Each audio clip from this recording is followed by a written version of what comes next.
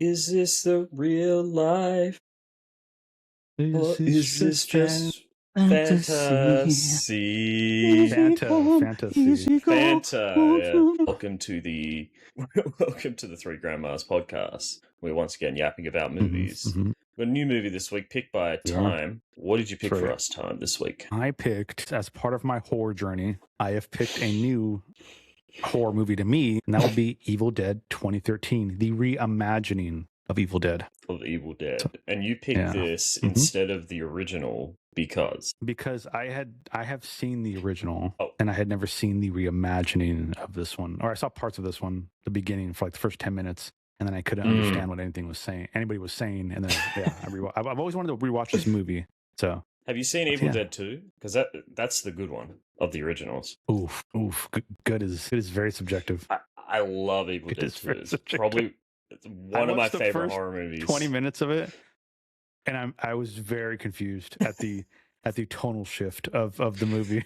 It's a horror comedy, yes. Sam Raimi just going wild, shackles unleashed. I could see people getting impressed by that. And then Army of Darkness is even more crazy. I love the original trilogy. Yeah. And when this movie came, well, I didn't see this movie when it came out, but I remember seeing the posters everywhere when Evil Dead 2013 came out.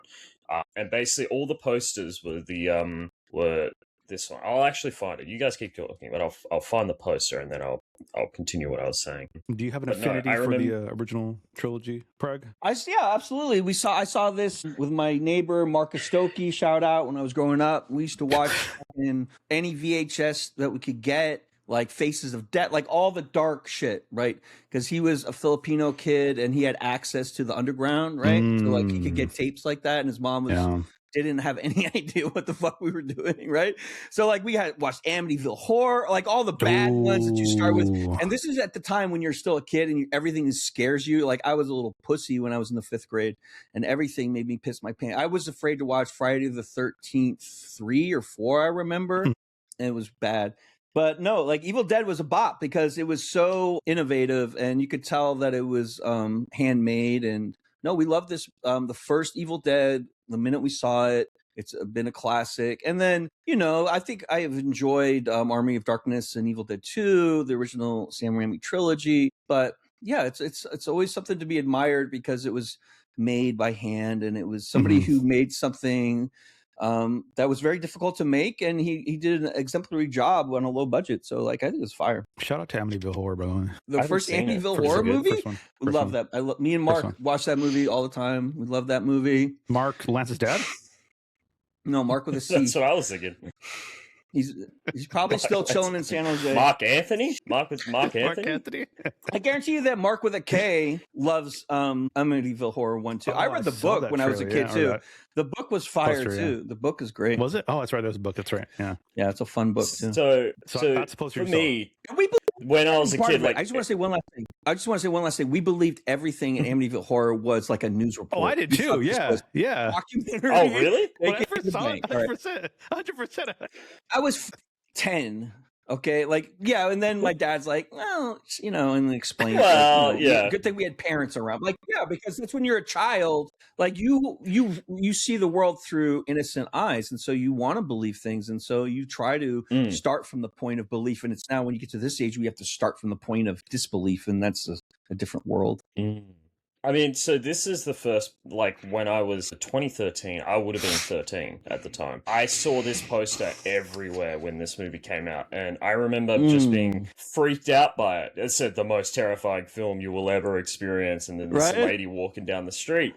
And, like, 13-year-old kids like, what is this movie about? What could it possibly be about? But I didn't see it. I wasn't allowed to see it because it was the Australian R-rated, R18. So my parents wouldn't let me see it. So I had to wait until I was like 16, 17 before I could actually watch it. And then I did, and I guess I should ask, guys, is this the most terrifying film you will ever experience? Nope. No. Depends on your age. If I'm 9, it might be. It sure could fucking be. It could definitely be, but not at, What do you guys think? You tell me. What do you guys think? What are your scary movies though? Like, what is a movie that's legitimately made you feel uncomfortable, JC, where you had to get up and like poop a little bit and check the doors were locked and check the lights and shit? I'm trying to think of those movies. The Babadook is probably one of them. The Babadook. No, I'm here. Yeah, he keeps always the Babadook.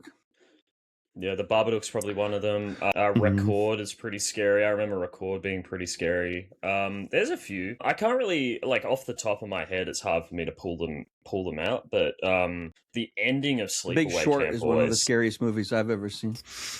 That's a good pull. Right? That's a good the whole fucking thing melted. Yeah. Pretty horrifying, that movie. But no. I think... JC's on a little delay, so we have to remember that. Yeah. Time, go ahead, please.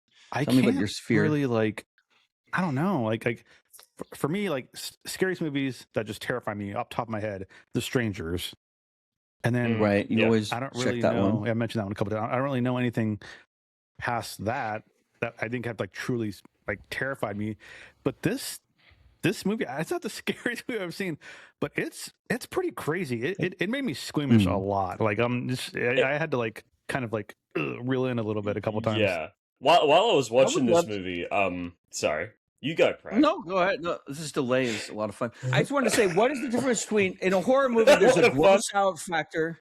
Like part of horror is the gross out. Like there's a lot of gross shit in this movie that makes you go, and you don't want to watch. And it's not because you're afraid. It's just like I don't want to see someone's tongue being split in two, right? Because like I know what that is. But then there's like, what are the other contributing factors to make a horror? It's definitely the vibe and the atmosphere, right? And I love the aesthetics for this movie. I can't argue with how beautifully it looks. Like, it looks very cool, in my opinion. And then there's also, like, I don't know, there's like surprise mechanics, which are important for horror. But then there's like something else, like a weird vibe, like a sub vibe that goes beyond the aesthetics that you have to have for a real horror movie to get in your gut. And uneasiness, I think.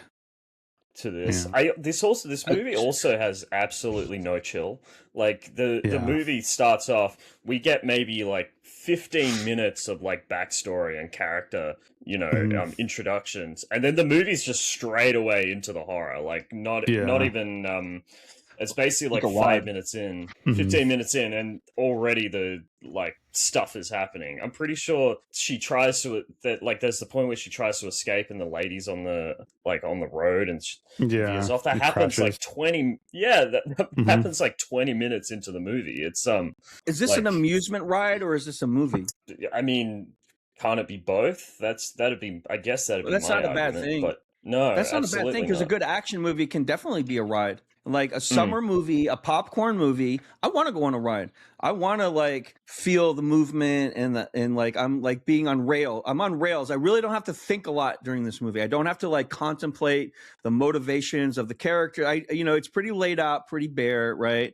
I understand the different characters, and then I can just like relax and just like go down Space Mountain to a certain extent. Yeah, I guess. In some aspects, that could be a bad thing, where you can clearly tell you're at this point, and then you're racing to the next point, then you're racing to the next obstacle, then you're racing, and I can see where that'd be bad. But this one didn't feel like that. Like, we're going from something crazy happens to the next thing to the next thing. It's just moving along like Prag said, on rails. But I liked it.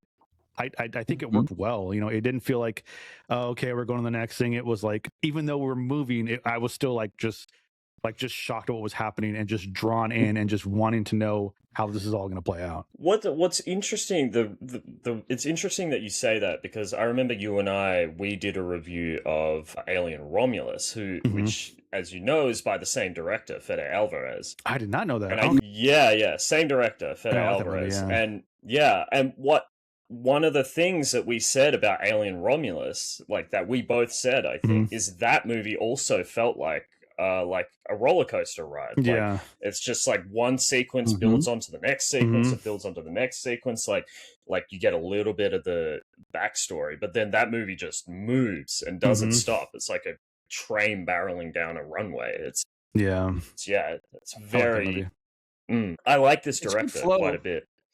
Yeah, it's definitely good flow because like you can do it where it doesn't feel right, but this feels good. Yeah, this was his first movie, which I think is crazy. It is crazy. Just to get to get Evil Dead 2013 just like dropped on your lap like immediately, but he must have had a good vision I when don't he know how that pitched works. it. So I have no idea yeah, how that neither. shit works. Like you say, like, and like how much of it is Sam Raimi like not wanting to put his full name on it, but also like piloting a lot of it because you know he had to have his fingerprints because essentially you're talking about like a Capcom remaster, like Resident Evil 2. Right, you got that original, or even Resident Evil 1 when they did the remaster for like it's a totally rebuilt engine and it's built from the ground up, and the plot does resemble in some ways the original, but not really. And does this movie make the first movie something I don't want to watch if I want to explore Evil Dead universe, or do we still value the first movie? What do you guys think in comparison for those who've seen the first or the original? I'll let Tom go first. Okay, you know, I'm glad that you brought that up because I wanted to bring up the first one. It sucks. No, I actually watched both of them. I watched the 2013 one, and then I watched the other one again. Like I had seen it, and then I was like, I don't remember it though, and I watched it, and as I was watching it, I remember a lot of it. So I finished the whole thing. But yeah, I do want to say this. I looked it up, and I had seen that because of the budget constraints and just the limitations of what they could do. This is what I read, that Sam Raimi, he made the movie that he could make at the time. Yeah. But when Evil Dead 2013 came out, and he helped and he oversaw it and this and that, whatever, blah, blah, blah. And he said that was the movie that he had wanted to make. If he had the budget, this and that, it would be like that. Right. So I believe it. Knowing that after seeing 2013 and then watching the original, 100%. Like 2013 is very. I'm sorry. The original is very campy. It's very like over the top, but the gore, it's not the same, but it's the same. Like there's stuff that is just crazy over the top. Like the dude's Ash is getting attacked by his friend, and instead of pushing him off, he gets his thumbs and puts them in his eye. They're scratching his legs into his leg. Again, this is an old movie, but the body's melting as he burns the Necronomicon is fantastic, and it definitely holds up. Like it looks crazy, but it holds up, and it's like claymation or whatever it is. It's fantastic. So I think these movies, they hold up with each other, and I think if you like the original, I think you probably are going to like 2013. But I think if you like 2013, I think you owe it to yourself to go see the original and just kind of see the foundation of what this movie was built on. Because I think it holds up, 100%. And I think again, it's just as scary and just as crazy gore wise and craziness wise as the 2013 update. Oh, I agree. I think my thing about the 2013 one though is for some reason I don't know why, but I find the setup of this movie to be really weird. Like I found it to be extremely sentimental for some reason that the original isn't. Like the original is like pretty goofy. You have Bruce Campbell as the main lead, and like I find like his whole dynamic is very tongue in cheek. He's so goofy. He hams it up a lot. But this movie, no, the opening is so serious and so like sentimental, like the brother sister element. Shiloh, I think his name's Shiloh Hernandez. Like he's very serious. The whole movie's constantly like scowling. Fernandez, Shiloh Fernandez. Is that the guy with the hair? The long hair guy? No, he's the main brother. dude. Yeah. Okay. Yeah. Like, right. Not as good as Bruce, right? Can we say he's that just right not off the Bruce bat? Campbell, He's just like fades back to like part of the ensemble, in my opinion. Yeah. Where Bruce is a lead and very like he's giving me Harrison Ford. Like Bruce Campbell can do it. He could be Han Solo if Harrison Ford didn't do it, in my opinion. I guess my big issues with this movie is that because I do have issues with this movie. I think this movie like visually is really fun and like has great pace and everything. But I think when it slows down and when it's like dealing with character stuff, especially in the intro, it feels very like first time director editing a conversation scene. Do you get what I'm saying? Like it cuts very quickly, and I don't care about the characters at all. No. I will say I really like the idea of having the reason why they're at the cabin is for a cold turkey. Yeah, basically trying to get her off drugs, because then it gives them a reason to stay. Like it gives them a reason to think she's crazy, which I think is and why very she's clever. freaking out. And shit. Yeah. I think that's very clever. I do like that. And people Yeah, can resonate with that experience in the audience too, considering the 25-year OxyContin fucking United States issue, right? So like people yeah. probably have been through that shit. Yeah, but the stuff that really doesn't work for this movie is when the movie tries to be sentimental and tries to be like you know, the brother sister relationship. They're talking about their mom and like all of that stuff. Just really, you like that stuff. That actually got me. Really? Okay. Well, wow, you it were did accessible nothing to for it. me. Well, Okay, because I have a sister and I'm like super close with my sister, you know, and that whole thing, you know, with the mom that passed away, this and that, whatever, and then just like, you know, that was like, you know, kind of like, okay, like it's like a brother sister, like a small family thing. So I was like super into that. But as far as like the other characters, I didn't really care about them, but the brother sister dynamic definitely got me. And then I think the moment that really like got me a lot was when she was trying to leave and he was like, you know, he's, you know, she's telling her brother, let's go. And he's like, I can't take you and that, whatever. And trying to, you know, you're going to stay here because of your withdrawals or whatever. And she was pulling out the card like, well, I thought you loved me, isn't that? Or like, like the brother sister dynamic. And that just fucked me up. I was like, oh God. It's like, now I'm thinking like in that situation with my sister, like I would have caved. I would have 100% caved. You know, because like that's my little sister, I'm gonna, you know, do what I can, take care of her, and like that, I was like, yeah, I would have not been that strong, and I felt like that scene was kind of poorly written just based on that, but that's based on, you know, my and my sister's dynamic where I would have fucking kissed. Nice. Yeah, I mean, you know, I think the reason, like I'm surprised that you say that because, like while I was like, I think on paper it's a good idea. I just think the execution in this movie to me felt very forced and felt very like just. I was like, why would you know? We have an opening where the like the possessed lady's saying, "You fucking motherfucker," and like she's. You know how they could have fixed this? Yeah, go, Craig. In my opinion, because this movie's 86 minutes and it centers around the cabin. If you did some flashback work to develop the character stories more and like maybe showed just even 20 minutes of it may have helped that, but maybe that's like before this, yeah.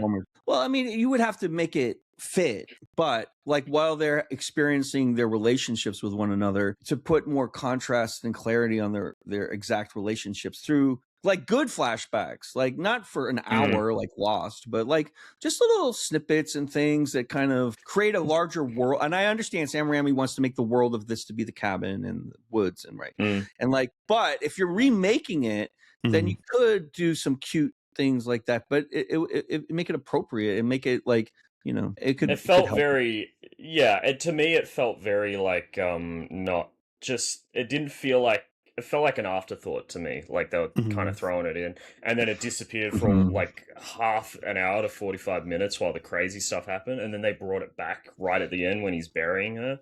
Like it felt very like they didn't really like care that much about it. But can I say one thing? It's like the thing that makes horror crazier and more scary is when you care about the characters, right? Yeah. And so like a lot of good horror movies have a lot of stuff happen in relationship building in the movie that where there's no horror element at all. It's just like world building for like the emotional vocabulary of the characters is important. Because then like when the bodies start flying and the blood's going, I'm like, you know, they're all the same to me.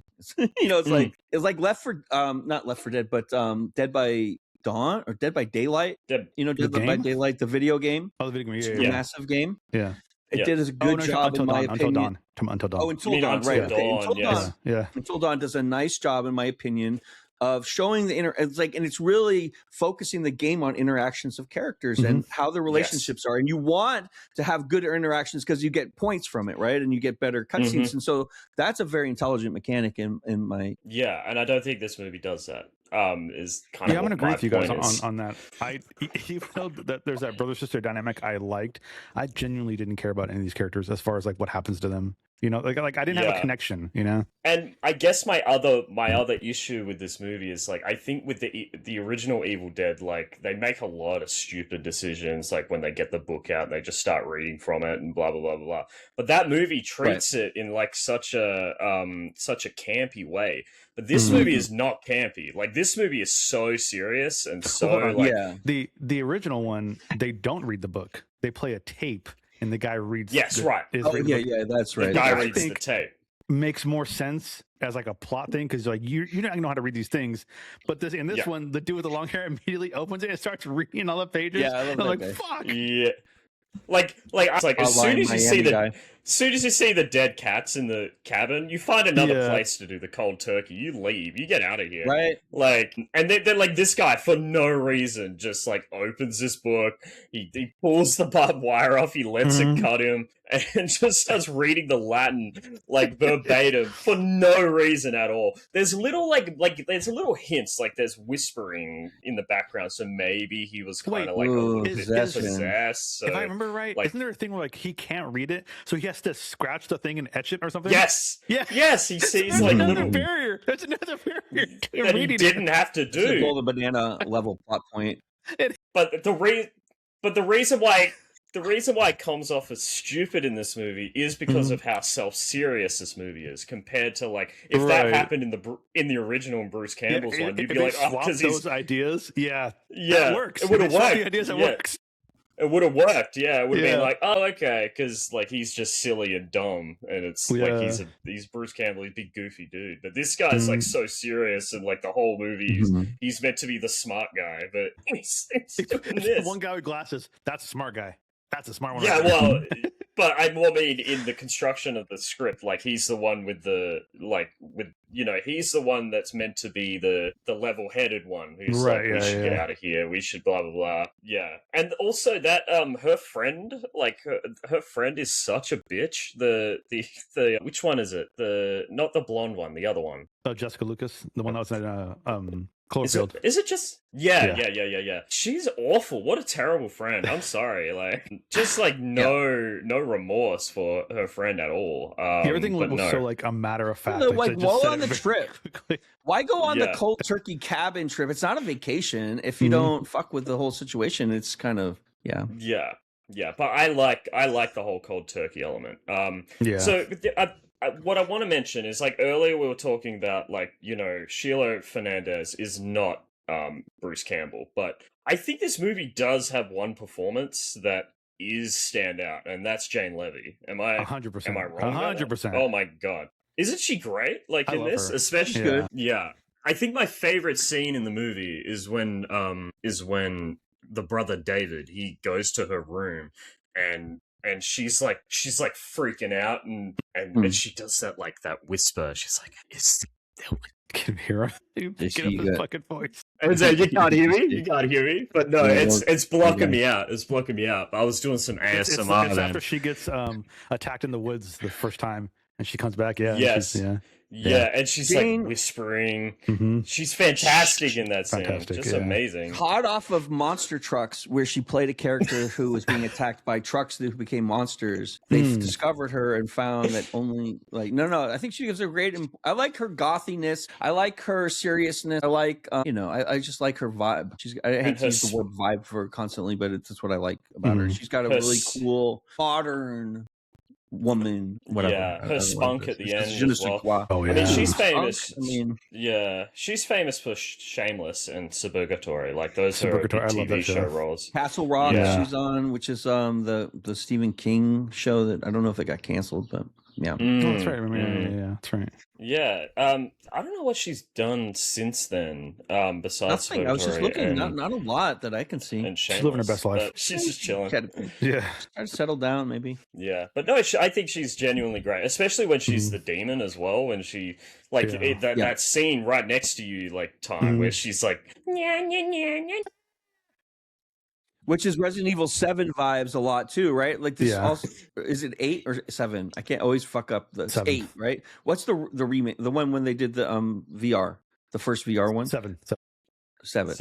Yeah, right? Because you can definitely see it's also an homage to The Exorcist, of course, and all possession movies, which are great. And I think they do a great job with it because it is scary when, like, if you're in a theater and when they have the confinement scenes where like they're locked in the basement and like she like skitters up to you, like that fucks with everybody. It should like the skittering, the movement, like the foreignness of how they move, right? The strangeness is what makes people like when you see an insect that you don't expect to see in the bathroom or something. That is a kind of horror because it like just catches you the don't corner of your expect eye. to see that, right? You know, Yeah. right? You don't expect to see it was like a spider with like a super long leg or some shit. Yeah. Like it's like what the fuck happened to you, or like something like any strangeness that you don't expect to see, because like vision and the mind is very developed around expecting to see certain things. Right, like you expect to see something when you go into your room, like the last layout of where you left it, and when something is off, you immediately pick up on that because you're like pattern-seeking animal that's trying to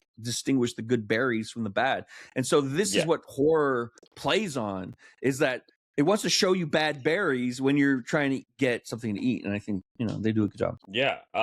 My other thing that because again, I'm not going to leap praises onto this movie. I think there's a lot of good stuff about this movie. Like I think obviously the practical effects and stuff. But the other thing I really find kind of annoying about this movie sometimes is whenever it tried to call back to the original, like very obviously, and it does it a few times. Like obviously there's the Sam Raimi like POV, which through the forest. But like the whole vine sequence, like why do it again? Like I don't understand why you would do it again. Fan service.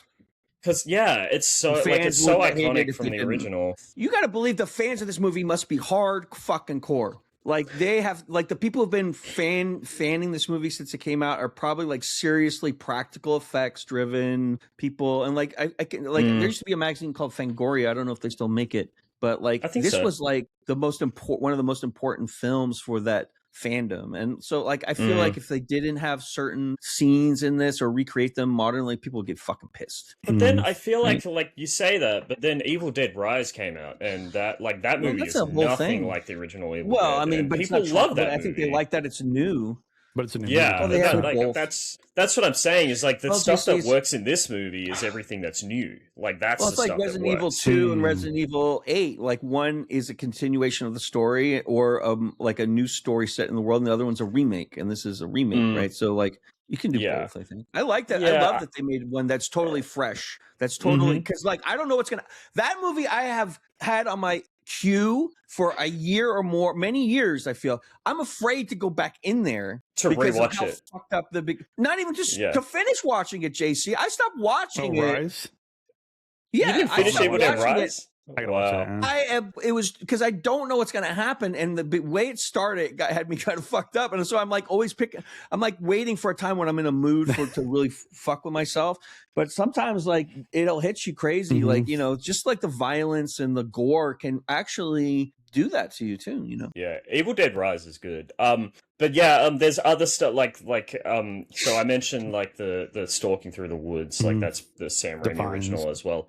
The vines, but then also whenever they like showed the chainsaw, like they had like it's like it's like come on, and then they try to do they try to fit. They kind of do the same thing with the shotgun. But they try to fit in the fact that Ash loses his hand and then sticks the chainsaw on, and they try to do that here as well with Jane Levy having her hand cut off, and then she doesn't do the like she doesn't put putting no, she just sticks her hand in the hole, and it's like why are we doing that? What's the point? Like. Chainsaw Arm is iconic. Like Chainsaw Arm, I remember me and Marcus Stokey jumped up off the fucking couch when Ash put the fucking chainsaw on his arm. It was the sickest thing we've ever seen in our entire lives. But that's also from the second one, right? It's not the first one, is it? I think it's the second one. It is the second one, but they're clearly tributing like the both. They're trying to foreshadow. But like, just whenever that happened in this movie, I kind of rolled my eyes. I was like, why are we doing this? Like, to do the new stuff. Like, the new stuff is the stuff that's interesting. Like, I love that when coming back to this film, I could beforehand go, oh, this is this sequence, like the burning shower sequence when her face like fucked up, like her face just splits. Yeah. Like. And I could like every time they like the Chekhov's meat electric meat carver. I was like, whoop, that scene's coming on her and ankle, on her fucking leg too. The nail gun. Like I can just name about all the needle stabbing the dude in the eye through the glasses. Yes. Yeah. Oh my god. And just when she turns her face and she has like half a mouth cut. Oh my god. Yeah. Like. And you could hear it as well, like while she's doing it. It's iconic. Like some gore is just like too, but like the quality of the gore is important too. Because like Yeah. if it takes you out for a second that it doesn't look real, or it doesn't like the noises aren't real, or anything of it is not real, that'll ruin the whole movie. But like if they can effectively chain gore together, like I'll just like look away. Like if there's something going on that I really don't want to fucking see, I won't look. Like, you know, why would I want to think about that shit forever, you know? Because your brain is going to imprint that shit. It's going to stay in your fucking brain forever, right? It's interesting. I do love that like the original Evil Dead was obviously a showcase, like obviously like low budget, but it was a showcase of special effects, so and like makeup and all of this stuff. And Practical this movie effect. and this movie very easily could have just been like all CGI. You could have done all the blood in CGI, all the gore in CGI. They basically did that with the Thing remake. I don't know. I think I've talked about the Thing remake, not the remake. It's actually it's actually a prequel. Yeah. But they originally were going to do. They were originally going to do animatronics, but then they switched it out and it just did full CGI, and it doesn't work at all because it just looks terrible. And also, it looks like an animation. They should have just made an animated movie if they were going to do animation, right? Yeah, right. And it's just it isn't like respectful to the original. While this movie goes full on for the gore, the special effects, and like it uses its budget like to its fullest for that. I'm pretty sure at the time that this movie held the world record for the most fake blood in a film ever. Oh my god! And it was only such a fucking made up studio story. But it was like, only who is cataloging the amount of blood. Like think about like the first scene of Blade when they have to spray everyone with fake blood. Like the amount of blood they used in, you know. So I'm already thinking about like, is that even a real thing? Or The Shining with the elevator? How did they do that with the elevator scene where they had real blood? Like that was all like, this is the thing. A kid today would see that in The Shining with the elevator and they wouldn't even think that's real. They would think, they would make the connection that you had to do that practically with fucking real liquid. Yeah, right. But no, what was I going to say? But then there's other films like The Descent as well, which has like a whole lake of fake blood. Yes. But according to reports, it's meant to be. It's like that's meant to be the. Like we should get like a top 10 list going and keep updating it so we can keep like have a standardization so we do find out what the bloodiest movie of all time is. And it was only recently beaten by Iron Lung, the Markiplier film.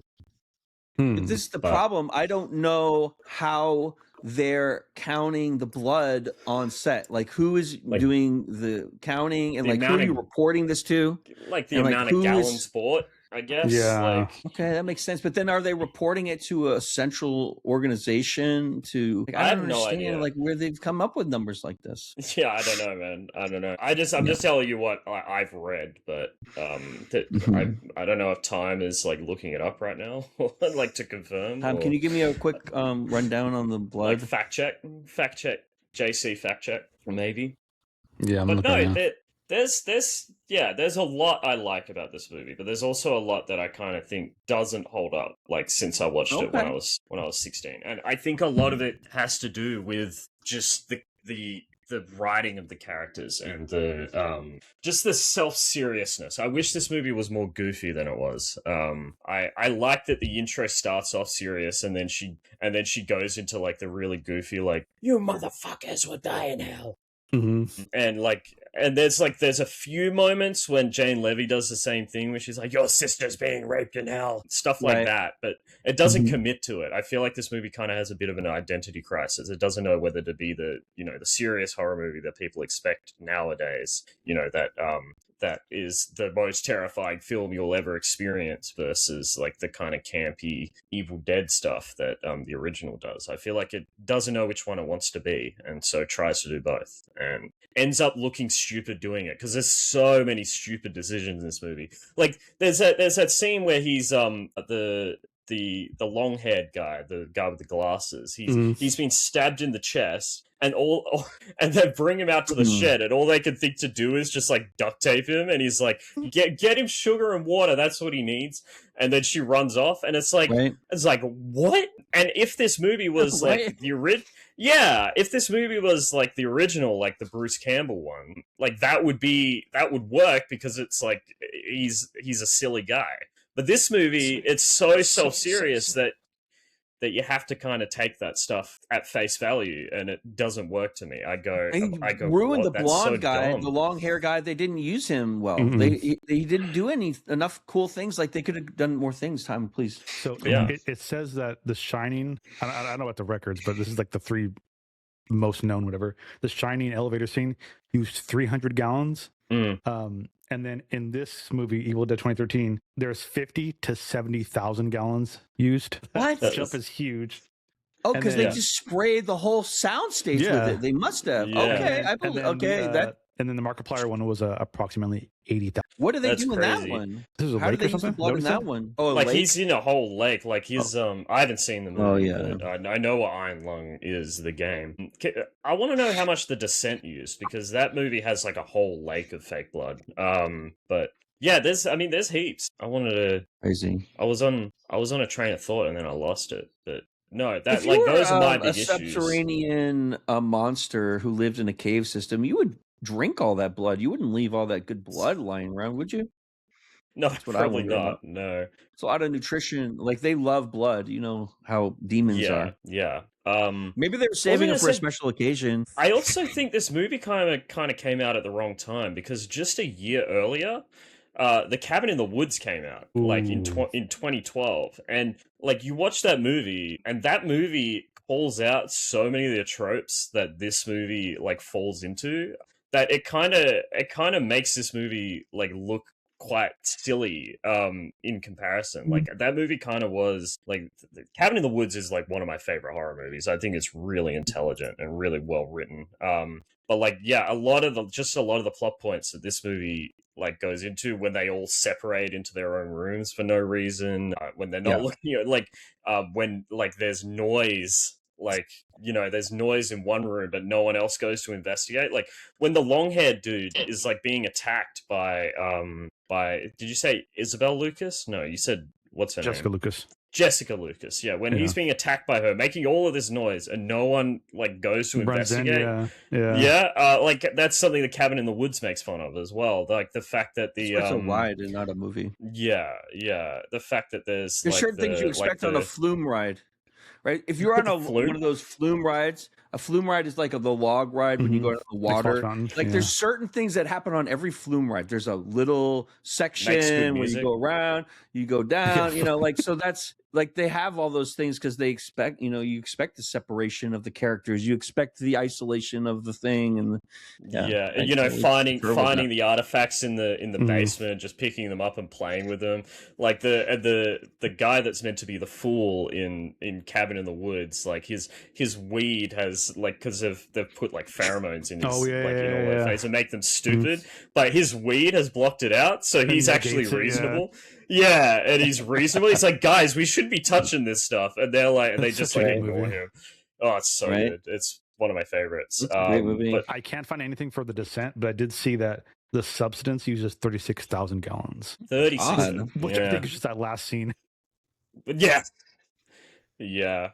That makes me wonder how much Suspiria used as well, because Suspiria's ending is very similar and has a lot of blood. But no, I do wonder, because obviously there's some movies where they just don't report it, and it's not like... I want to make a movie with an ocean of blood now, and it's about pirates that sail on this ocean of blood, and it's just crazy. It's the craziest fucking... It's a real horror movie that really will scare you. Markiplier said that like getting that amount of blood was like the most difficult part of the production process, like having that amount of blood and using all of that, and we had to kill so many people for it. It's sticky and thick. it's a pain in the ass because it coagulates. And just the fake blood sourcing too, it, right? like apparently fake blood is not like it's not like a common commodity. It's like You can't just it's make actually it. quite rare. Well, you can just make it, but like it's apparently quite rare. Like at least the fake blood for movies. Maybe that's the like, business for us. Maybe we should make fake Yeah. blood for movies and just be like the number one source. And like all liquids, like any type of meat, like if you want to see of any type of bodily Semen? liquid, we can produce it. I'm not going to say that, but like a lot of us sailors at sea, we Right. salute you. Stay Yeah. safe, and seamen. Yeah. Mm, mm. Yeah. Do you guys want to Yeah, summarize I this? think Want we to should. final thoughts? I think we shall. I'm ready. Yeah. Yeah. You go first, me bro. begin? Hold on. I do want to bring up. I love the cold open of this movie so much. Yeah. Where it's like in the past and it's such a good opening. It's like this girl's tied up. There's all this fucking Help me. cult shit going on in the background, and you're like, what the hell is going on? And then all of a sudden, like the dad shows up, and he's like, like it looks like he's trying to it looks like he's being held captive with other parts of the family, and they're all watching this girl being tied up and all this shit. And then the dad approaches her, and he pulls out a gun, and he's like holding it to her head, and she's like, Dad, why would you do this? And it's just a crazy moment. And then all of a sudden, when you know he's gonna pull the trigger, she's just like, you're a fucking bitch, you're gonna burn in hell. Like, mom's down here with me burning in hell. And it's like, oh my god, it's crazy. And he just blows your fucking head off.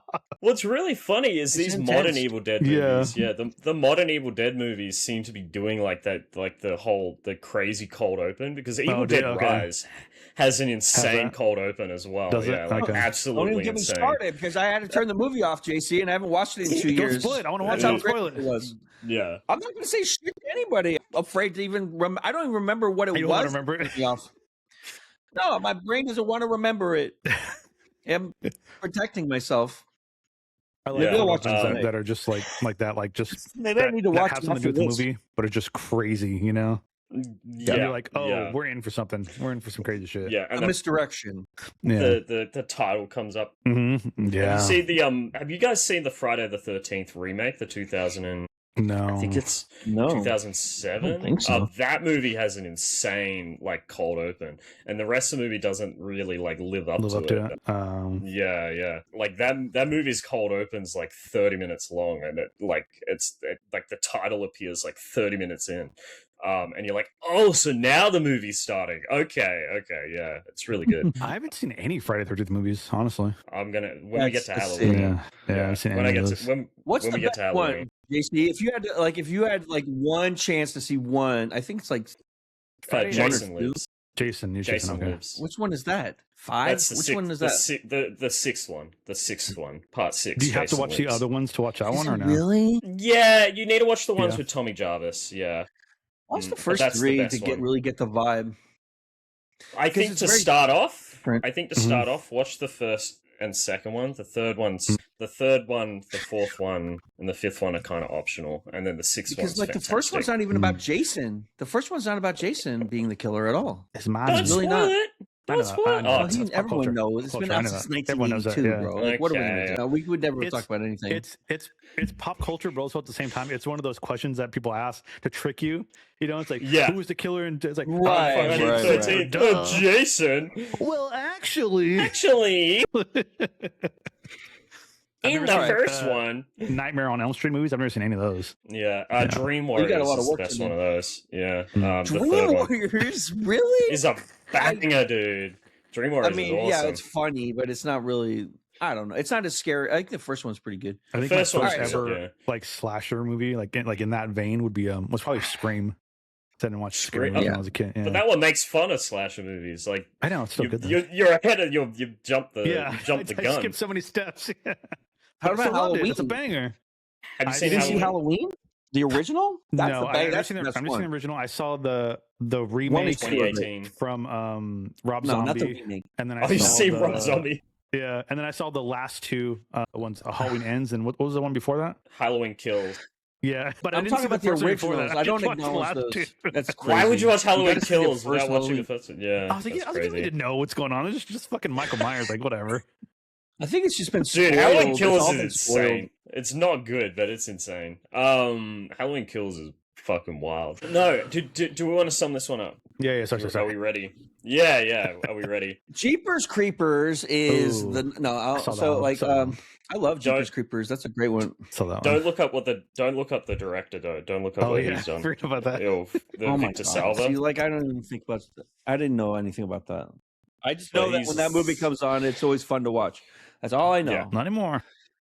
Okay, Evil Dead. I will always have a warm spot in my heart for horror movies. It was probably science fiction and horror is the first thing your fandom. There was no superhero movies really when I was growing up. There was Superman 1. That was it. And Superman 2 and Superman 3. That's it. No nothing else. War movies for not kids but growing into an adult. That's where the horror movie place was. And I will always love The Exorcist and Halloween and Friday the 13th and Evil Dead, just for the practical effects. Texas Chainsaw, of course, too. Turning shit into sugar is something about that independent horror films do. They're always anytime one breaks through and isn't just like the other 25 average so low budget horror movies, it's more spectacular because they're doing the most with the least. And the most difficult thing to do, especially it gets more and more difficult every year that goes by, is to learn new ways to scare people. Just like making comedies is very hard because you have to find new and innovative ways to make people laugh sometimes because people love novel things and especially with horror and comedy, you need surprise mechanics because that's what gets you really to laugh uncontrollably or to be scared uncontrollably or to fall in love uncontrollably or be romanced. You have to not want that, and the art should insist that emotion on you. And so that you may not go into the theater wanting to laugh or fall in love or be scared, but you do despite yourself. And that's really amazing. And so I enjoyed this version of it. They could make one every 10 years to update it. I think it's like a classic canonical storyline of a folkloric nature, almost Little Red Riding Hood. At that point, it's become just a great template to tell a story. And I wish they improved the characters to a certain extent and done a little more things. But you can't get mad at this movie if you enjoy the genre. And I give it an 82. I'm going to be a bit more sour on this movie. I wasn't as thrilled by it as I was when I first saw it. I do find it way too self-serious than it needs to be. I feel like it misses the mark on Evil Dead in that aspect. It's too sentimental for me, and it doesn't really do the sentimentality in a way that and because it's so self-serious, a lot of the silly stuff that the characters decide to do doesn't work because I just don't believe that they'd make those decisions. I'm just kind of like, what are you guys doing? Why am I watching this? Why am I watching characters make the dumbest decisions I've ever seen? And it would work if the movie was less self-serious, if it was more campy fun, but this isn't that. It feels very serious and very Sheila Hernandez is I can't even do the scowl that he does throughout the whole movie. But I said Hernandez, didn't I? I meant Fernandez. Sheila Fernandez. Yeah, Sheila Fernandez. But I think Jane Levy's fantastic in this. I think all the practical effects are very, very impressive, and for all that, it gets a lot of points from me. But I think just kind of the character elements just kind of fall flat for me. So. I mean, it's a passing grade. I like it, but I don't love it as much as I used to. So I'm going to give it a 60 out of 100. Again, as I mentioned, I'm in my horror movies phase. I didn't know how I was going to feel about this movie because I remember the original, but not a lot. So just basing the movie off of itself, I think for me, a horror movie has to scare me a little bit, has to make me feel uncomfortable, has to make me feel generally unsafe and uneasy, and has to make me care about the characters obviously as they would die in a horror movie. This movie fails in the aspect of making me care about the characters as far as who goes and who stays. But having said that, the other three things it does them amazingly well. I love this movie from beginning to end. I was shocked that I would like it as much as I did. I think I'm really a hard critic on horror movies because I think some stuff just comes off as super dumb and campy in it.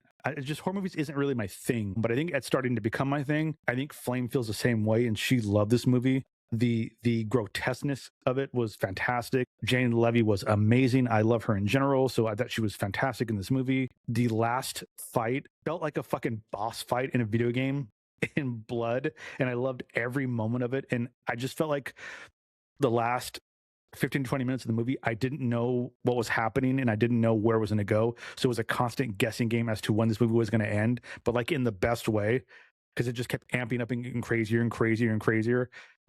I think you did love it. Shut up. I think this movie is probably one of my favorite horror movies that I've seen so far. And I think just because of what it made me feel, what it did for me on that level, I think I'm going to give it high marks. It does get a little bit of a less mark because of not the characters, not connecting with them, which I think is a big thing for me. I like character development. I like caring about characters in movies. But I think everything else, it does them so well for me that it just pushes that score up higher. So I'm going to give it a 95. Wow. That's 95. That's surprising. I love this movie. Yeah. Woo! Awesome. Yeah, Evil Dead fans. And then JC gave it a 60, but that's a US 80. Yeah. If you're keeping score at home. Yeah. You have to add 20 points because they don't do grades like we do it. No, they don't. And JC makes me want to go back and watch Alien Romulus now. Yeah, I want to watch Alien Romulus now. I was watching highlights from that the other day. Yeah, it's good. It's a good movie. I still think Alien Earth is the best property to come out of Aliens. Ever? Better than Prometheus even. And I really enjoy those movies a lot. But have you seen Alien Earth though, JC? I saw the first 4 episodes and I haven't gone back to it yet. I need to. I really enjoyed it. Yeah, I fell off the train. Huh? Yeah, I was surprised. I was surprised that I wasn't as enamored by this movie as I used to be. Yeah, I don't know. I just found a lot of it kind of stupid, but I've seen a lot. Really I've seen it a lot. It's just the thing. Like I know the material so well. And that there's always, but I always admire Sam Raimi, even though I really didn't enjoy the last Sam Raimi movie that we made, his new one with the island. I really didn't enjoy that movie that much. I wanted to, but generally, I really just fuck with the way he approaches his craft because, like, he puts, you could tell he cares about every little design element. And I know Sam Raimi didn't direct this, but you have to think he had a lot of influence on. He was producer as well as Bruce Campbell, so they would have been there. What was it? But it was like this movie was written by Fede Alvarez and his writing partner Rota Segues. So I don't know if I pronounced that right. Well, they need to learn to write characters. They need to learn to write dialogue. Then I don't know, because they're also like building off of something that was already written. So they wrote it, but at the same time, the Golden Banana Crew could get together and swish out a fucking. He wrote the story for the most recent Texas Chainsaw, the one you like. I like it. Stupid. I love it. I haven't seen it. It's so campy fun. It's so much campy fun. So after seeing, the original Evil Dead and then Send Help and then the Spider-Man movies, I think there's a level of honesty to Sam Raimi's movies that I'm starting to enjoy and starting to see visually, where it's like these are his movies and he is, putting his spin on it or his touch. It kind of reminds me of kind of like David Lynch, how we view him as like an honest filmmaker. It's kind of like that level. Yeah, I agree. Yeah. Evil Dead 2, I think, is like one of my favorite movies of all time. I like how they filmed so insane. The beginning. It's a recap of the first one that has like none of the other characters in the first one. It's just the making fun of Friday the 13th in that. Oh, is that what it is? Doing that because Friday the 13th has a recap of the previous movie every single time, so they're making fun of Friday the 13th for doing that. But no, it's great. It's great. And the girl dancing in the my God, what was that movie? I love Evil Dead 2 so much. I gotta finish it. Yeah, I need to watch Drag Me to Hell. I've heard that movie's really good. I've heard that too. Yeah, it's pretty good. Yeah, it's campy. Yeah, it's definitely got humor to it. It's not, it's like, again, does it scare me? No, but the effects are always really good. Impressive. Yeah. What have you guys been watching? What have you guys been consuming? Well, I have been watching one of the movies that we're about to review coming up, so I can't talk about that. Correct. The Housemaid, and then. Not the Housemaid. The NBA Finals, bro. The Knicks are going to the finals for the first time since 1999. Nervous. Great. Game 7 of the Western Finals is tomorrow, Yeah. and that's going to be a great game. Oklahoma City versus San Antonio, and then the UEFA Champions League final is tomorrow too, and the World Who's Cup in is the coming finals? up, and Who's in the final? Arsenal and Paris. Oh, I see. I keep hearing about the Knicks because I listen to the Majority Report, and Emma Vigeland is a big Knicks fan, and she's often not there when they're playing. So I keep hearing about their wins from them. They're just cooking people, Jason. Just like in 2024, where we got a Time versus Prague championship, we could get a Prague versus Ram championship for the NBA. I know. We'll see. We'll see. I love that. See, the last team to beat the Knicks in the finals was the Spurs, and so we have to go back to '99 and set shit right. And then the third matchup next year, and we'll just do Spurs Knicks for the rest of eternity. What is a spur? Can someone tell me what a spur is? The thing on the back I of the got Cowboy spurs shoe. that jingle, jangle, jingle as I'm riding on a dongle plane. It's spurs. You hit when like Cowboys. They're horrible and cruel, and nobody should use spurs. They don't use them anymore. They poke the horse's hide with the fucking metal things to make it go fast. They don't use them anymore because they're cruel and evil. Okay, like, now tell me spurs, please. What is a hot spur? What's a hot spur? Oh, I don't know. That's a British thing. That has to do with a cock. I think it has to do with a rooster. It's a hotspur is a fighting rooster. Is it? Because they're spur. They leave the spurs on the rooster, and that's why you look at the Tottenham Hotspur logo as a cock de sportif, which is a rooster. I thought it was a sex you're giving me I don't know. so much it's new also information, a sex thing. man. Oh, okay. What's the next question, Jason? Yeah, so you haven't been watching any TV or anything, Craig? I'm trying to remember. Because I've been trying to. What the fuck did I? This is the thing. I always blank out. NBA. I've been playing NBA 2K and Diablo 4, and I've just been chilling on that, and it's a lot of fun. Like, it's just like I have a rogue archer, and I'm just like living my best life. Shoot, it's just easy. Diablo, is that the easiest fucking game ever? Can you die in Diablo? Because like I just stand in the middle of the thing, and like they're just like, and you like no damage is being taken. Games like Diablo, and there's other games like MLB The Show. I guess you can put like FIFA, like games like that where you can just turn your brain off and put like a podcast on. Those are like my favorite games. You play the PC. Yeah, yes, I love that. That's why I do. In that the night, I just like I'll put Twitch on or whatever, and just like it's. I need to find a game like that. I need to find a game like that so I can listen to my albums. And like NBA 2K is like $9. So if you want to check out NBA 2K, it's $9 now because it's the end of the cycle. But it's fun to play like the career mode and just be a solo, just like RPG it. And I'm not getting too crazy with it. Ty, what have you been watching? What have you been doing? Just been living my best life. Dodgers still one of the best teams in baseball. Just living the LA life still. Nice. I'm starting to watch Schitt's Creek. A very funny show. Oh yeah, very funny show that I slept on. Flame watched it like a long time ago, and where does it stream? She likes it. HBO Max. Yeah, so she's. I think she told me a couple of times to watch it, and I was like, no, I'm not going to watch it. And then the other day, I was like, we finished 90 Day Fiance. We finished a little YouTube videos that we watch here and there. I don't have time to commit to a whole movie, as we eat dinner. So it's like it's a nice like half hour so we can eat dinner and watch it. 20 minutes, whatever, and watch an episode or two. Nice. But like, just shame on me for just overlooking Eugene Levy and Kathleen O'Hara. Even though I know they're just amazing. Like that show's so funny. I want to watch it again. I want to start my rewatch. His son is so funny, and it's just like his dad. Yes. It's like and it's a lot of improv too. Like you don't understand. Actually, like a lot of that whole. It's not. It's not. I looked it up because I thought the same thing. I looked it up. It says it's very scripted. That's usually how they operate, right? Exactly. That's what I thought too. Interesting. Yeah. Okay. And then I want to give a special written show then. Yes, I'm gonna give a special shout out to. I was listening to a couple new albums recently. Dua Lipa's Live in Mexico, fantastic. The video that accompanies it on YouTube, fantastic. Why do I keep forgetting about that? You gotta watch it. It's so good. I gotta play the whole fucking thing. We're gonna play the whole thing. And then I had seen some people on Twitter, which is a terrible cesspool of evil and bullshit. Yes. Bring up the actress Naomi Scott and how she made an album. Naomi Scott is from Power Rangers, so love that. Yes, Power Rangers. Charlie's Angels. Yeah, Charlie's Angels. Yeah. I actually listened to Naomi Scott album Aladdin. on my Jasmine on my new $300 IEMs that I got a couple days ago.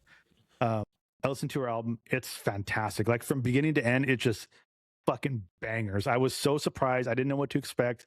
And it's like, it's beautiful vocals mixed with like late 80s, early 90s R&B, which I was so surprised that's what the beat was, the backing beat the entire time. But it is fantastic. And if you're into that type of music, again, beautiful vocals and like R&B type music, if you're into that, it is worth a listen. I thought it was an exceptional album. I'll have to check it out. What's the album called? Interesting. Fig. Fig. F-I-G. Okay. Fig, yeah. I'll give it a go. And Fig stands for Fuck It Gelatin. And it's all fuck it girl. Yeah, fuck it girl's better. Sometimes improv fails you. You just start saying the words and you hope something happens at G and then you get gelatin. And that's gelatin, the RNG fucked me. The RNG fucked me. Actually, no, wait, hold on. It does stand for something. It stands for what does it stand for? Fall into grace. Oh, come on, dude. Fuck It Girl is much better. Let's make it. We make it a summer mix of the album remixing called Fuck It Girl, and we'll just put it in Marmalade, and we'll put it on all the newsstands. Yeah. JC, what have you been viewing? Well, since you were talking about music, I've listened. I haven't been doing a lot of listening. I think I listened to the first 5 tracks of Iceman, Drake's new album. I like maybe one of them a little bit. I think Janice Shut the Fuck Up was pretty funny, but besides that, no, I'm not excited to listen to the rest. But I have liked Olivia Rodrigo's both of her singles. I think is it good? I think both of them are fantastic. I really like the direction. Friend of the she's show, going. Olivia Rodrigo, right? Yeah, I loved her last album. Guts was so good. Guts was incredible. She's basically everything. Guts, right?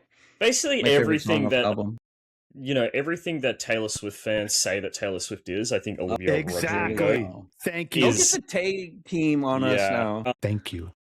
100%, she is everything that Taylor Swift fans say Taylor Swift is. Oh my god, you're being so mean to Taylor. I'm sorry, Taylor. You've fallen off. Your last Taylor, album come was on the horrible. show and defend yourself on the show. Chat. If you want to say something to JC, come on the show. If not, you agree with him. That's who you are. I think it's the Kelsey influence. I think they've ruined her. Travis and Taylor are so cute together. They came the other day, and they were so still in love, and they're canoodling on the sidelines, and it's real as it gets. You know who got the next name the other day? Timothy Chalamet and I know the other one. One of the Kardashians. The other one. Yeah. Which one is it? Is it they're dating, aren't they? Yeah, they're dating. So well, Kylie thinks that she's only dating him, and he's dating 11 other women. They were such, or I don't know. I mean, right? He showed up in the game with another chick too. I'm assuming it's Timothy. That's the fan, and she just goes for support. But they were at Game 4's closing out game, and that was in wherever they played it at, right? I feel like she's into it. It was somewhere else. Who did they just beat? They beat the Cavs. Yeah, it was in Cleveland. So he traveled for the game. She seems to be in the game. She seems to be into it. She has her gear on. So I'm reading Magician still. Raymond E. Feist, a magician. I'm really enjoying it. I'm about 2/5 through the book. I'm nearing the center of the book. I'm nearing the point where I got up to before. I enjoy it. I think my big issue is there's some there is a lot of just description of travel and walking and just getting, because a lot of it was getting from here to here to here to here to here to here, and then making it all the way to the West Coast. Yeah, I want more character stuff instead of just traveling. But then once they reach there, it resets and it becomes this big expansive war. So I'm pretty into it so far. I like Pug. I like the character. I don't like Tomas. I think he's kind of basically he gets given this golden armor from a dragon and then just becomes OP. He just becomes and I'm like, that's boring. You got to grind. You got to grind, right? He doesn't grind. He just gets it gifted to him. Yeah. You don't want him to be at the end of the skill tree when he just opens up the whole map. No, it's good. I find that boring. But I'd like the other side. I think Pug's great. He's just been captured by the enemy forces, so he's traveling to the other land. And I watched, what did I watch? I watched Badlands, Terrence Malick's Badlands with what's his name? Martin Sheen. That's a really weird movie. It's treated it's cute and it's like Bonnie and Clyde, but it's from the perspective of Bonnie, and she's quite young. And she gets taken under the wing of this horrible guy. Really, really stupid guy, but he's horrible, but he's charming. So, and it's told from her perspective, and it kind of goes through the horrors that she experiences while with him. He like kills people and just has like a really short temper, but he's really charismatic, so he, he can get away with a lot of it without her really thinking These about three. Mhm.